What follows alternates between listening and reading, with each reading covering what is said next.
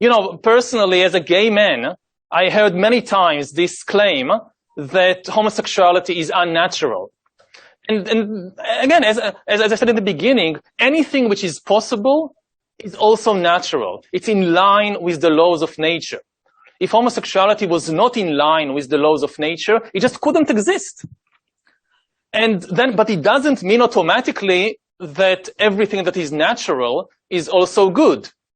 So what we need is just to stop using this argument, whether something is good or bad because it's natural or because it's unnatural, and move on to other arguments. And I personally would think that the main issue is whether something causes harm, whether something causes suffering to sentient beings, to humans and also to other beings.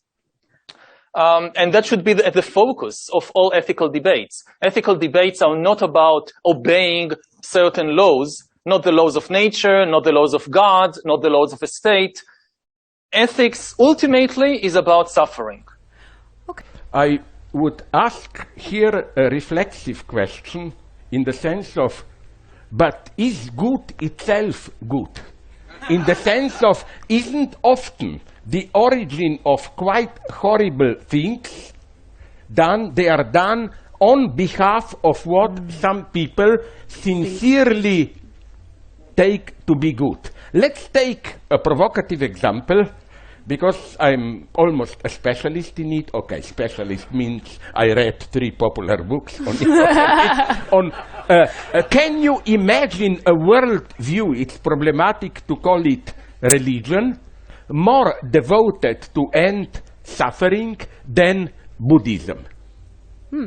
It's all about, Buddha was agnostic atheist. He said, it doesn't interest me, God, how to diminish suffering and so on.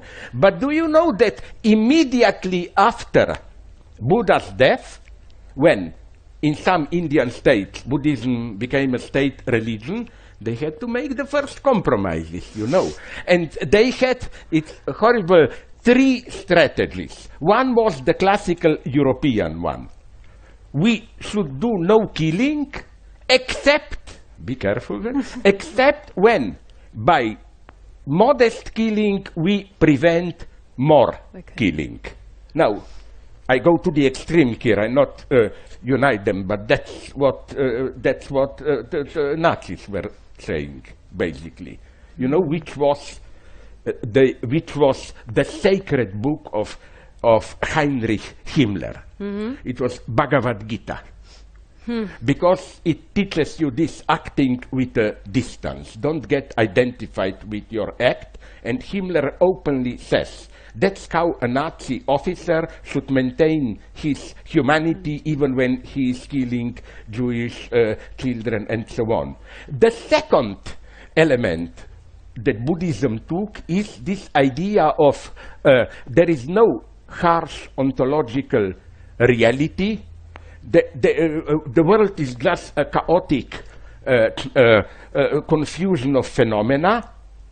There is no substantial reality. And they used this to justify war. And I am not a subject. I am an Atman, nobody who just observes what goes on. The one, if you are old enough, whom you maybe even remember, Daisetsu Taitaro Suzuki, in the 60s, the great popularizer of Buddhism. He was popular with hippies in the 60s. In late 30s and 40s, it's a slightly different story. He fully supported Chinese militarism. And he used, sorry to be personal, this example, we are at war. Okay. If I'm in old substantialist metaphysics, I stab you with a knife. But I will find it difficult, because nonetheless, I don't know what's with me wrong, but I consider you a human being who can suffer and so on. But he said, if I enter the Buddhist nirvana, then I no longer see me as an autonomic person with a wheel hurting you. Okay. It's just, I observe a dance of phenomena where I don't know how your body somehow falls on my knife. Right. No, you know my point. That's here, how even the religion which was most dedicated to ending suffering found way to justify it fully.